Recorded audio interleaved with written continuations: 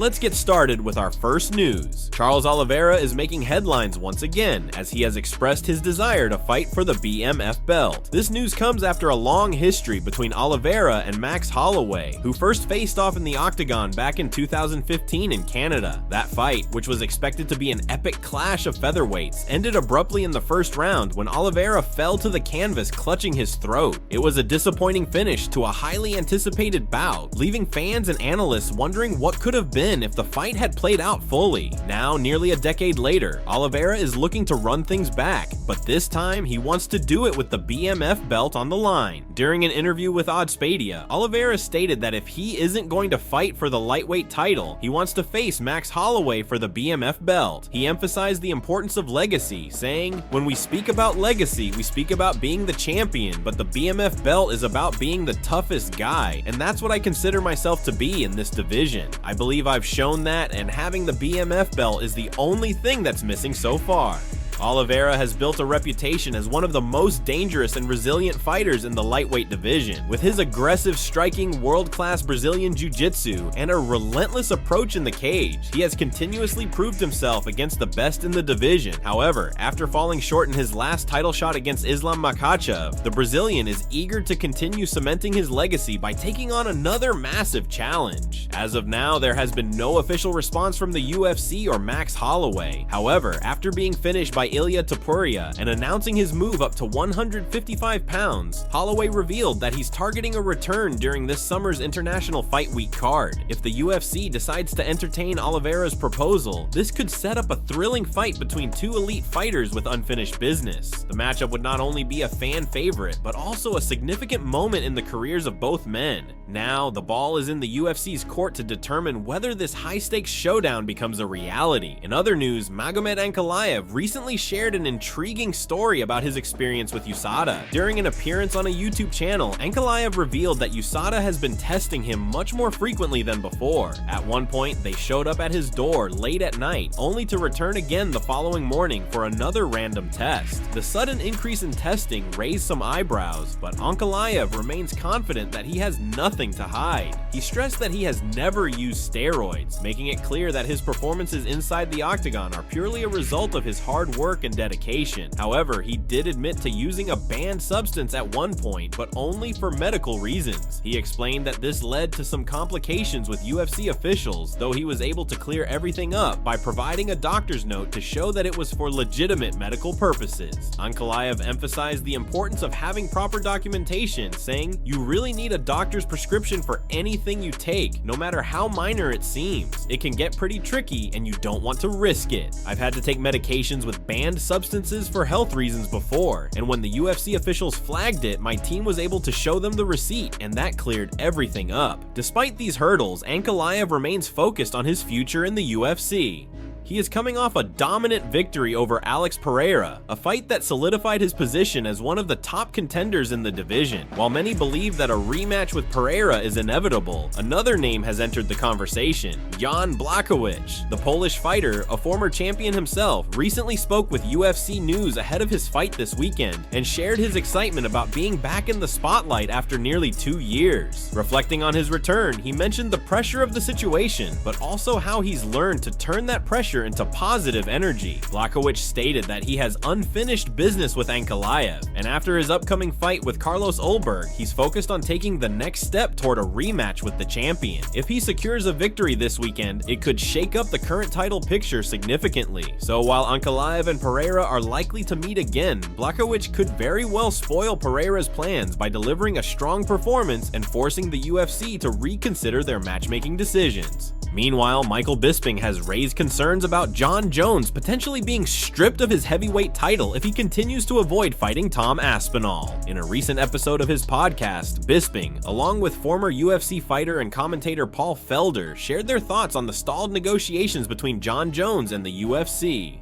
The discussion highlighted growing frustration within the MMA community as Jones has yet to commit to a fight against Aspinall, the interim heavyweight champion. Felder emphasized that while International Fight Week in July may seem far off, it's actually just a few months away. He pointed out that top-level fighters typically require at least 2 months of serious training camp to prepare for a high-stakes bout. Given the time-sensitive nature of fight preparation, he stressed that the UFC must begin locking in fight details soon. He also noted that Aspinall has been ready and waiting, eager to solidify his place as the undisputed champion, but the delay has been on Jones's side. Bisping took the conversation a step further, suggesting that if this were any other sport, particularly boxing, a champion who continuously avoids a mandatory challenger or an interim title holder would likely be stripped of their belt. With negotiations dragging on since November, many fans are growing impatient, eager to see if this super fight will actually happen. Bisping argued that the UFC may need to take a stronger stance, proposing that they impose a deadline for Jones to accept the fight. Bisping stated, "If it's July, it's a little further than I thought, but even still, we're in March. It's not that long away. You've got to hope that they can start really getting those negotiations going because it's only one side. Tom's just waiting. He's ready to go. It's really about just getting Jon to commit to doing this damn thing, man. It's going to be huge," he continued. But you know what? Maybe he has always been willing to take it, and just once the stakes are really high, I don't know. But at what point do you start conversations about stripping? Because in any other sport, certainly in boxing, if the champion will not fight the next mandatory challenger or won't fight the interim champion, then they will strip them. It's time for it to start happening. It doesn't sound like it is because Tom Aspinall is sitting there trying to do everything he can to make the fight happen. So at some point they might have to say, "Look, listen, Jon, we're gonna give you a deadline. You've got until the end of April, and if you will not accept this fight, then what do you want us to do?"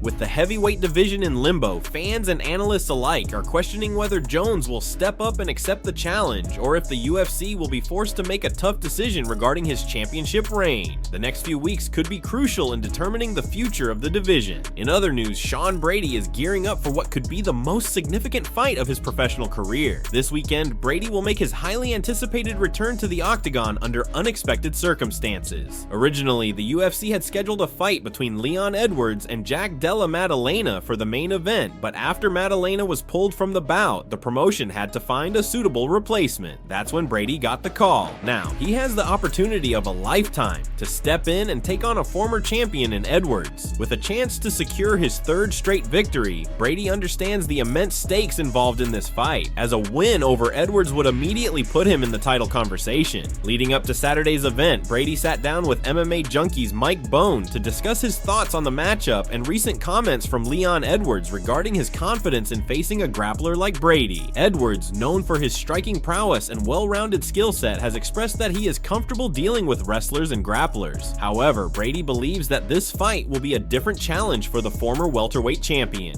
"That's where guys get surprised," Brady said. "They see me and they're like, oh, he looks strong, this and that. But until you feel me, and you feel my grip and my squeeze and the pressure that I put on you, it's going to be different." He talks about how he's always fighting grapplers, but he doesn't do great against them. While it's true that Edwards has faced several grapplers throughout his career, including Kamaru Usman, Rafael dos Anjos, and Gunnar Nelson, he has never been submitted inside the octagon. However, Brady remains confident in his ability to change that. Known for his relentless pressure and elite submission skills, the undefeated grappling specialist believes that if he gets Edwards in the right position, the fight will be over.